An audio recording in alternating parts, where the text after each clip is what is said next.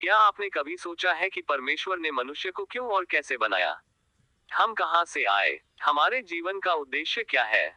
आज की कहानी आपको इन सवालों का एक सुंदर उत्तर देगी।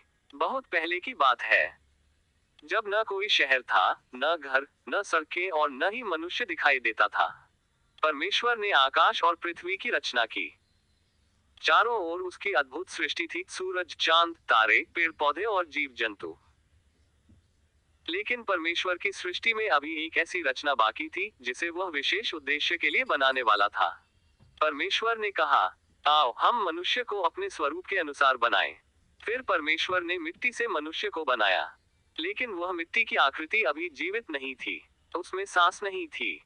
तब परमेश्वर ने उसके नथनों में जीवन का श्वास फूंका, और देखते ही देखते वह मनुष्य जीवित हो गया। यह केवल मिट्टी से बना शरीर नहीं था।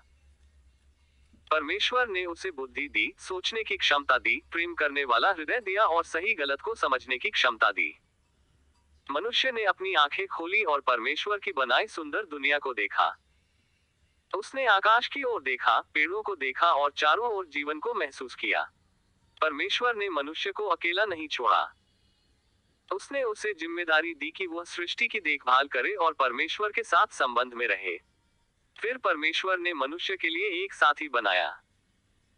इस प्रकार पुरुष और स्त्री की रचना हुई ताकि वे प्रेम, परिवार और संगति के साथ जीवन बिताएं।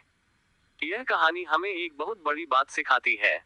आपका जीवन संयोग नहीं है। आपका जीवन परमेश्वर की दृष्टि में मूल्यवान है। जब कभी आपको लगे कि आप अकेले हैं, कोई आपको नहीं समझता या आपका जीवन बेकार है, तब याद रखिए, जिस परमेश्वर ने आपको जीवन दिया, वह आपको जानता है और आपके जीवन का उद्देश्य भी रखता है। बाइबल में भजन 139:14 में लिखा है कि हम अद्भुत और आश्चर्यजनक रीति से बनाए गए हैं। इसलिए अपने जीवन को छोटा मत समझिए। आपके अंदर परमेश्वर ने क्षमता रखी है। आप प्रेम कर सकते हैं, दूसरों की मदद कर सकते हैं, प्रार्थना कर सकते हैं और अपने जीवन से परमेश्वर की महिमा कर सकते हैं। आज रात या आज सुबह कुछ पल शांत होकर परमेश्वर से कहिए, हे परमेश्वर, आपने मुझे जीवन दिया, इसके लिए धन्यवाद। मेरे जीवन को सही रास्ते पर चलाए और मुझे अपने उद्देश्य को समझने की बुद्धि दीजिए। आमीन।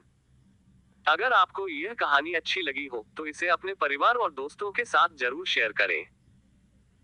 ऐसी ही सुंदर और विश्वास बढ़ाने वाली कहानियों के लिए चैनल को लाइक और सब्सक्राइब करें। आमीन।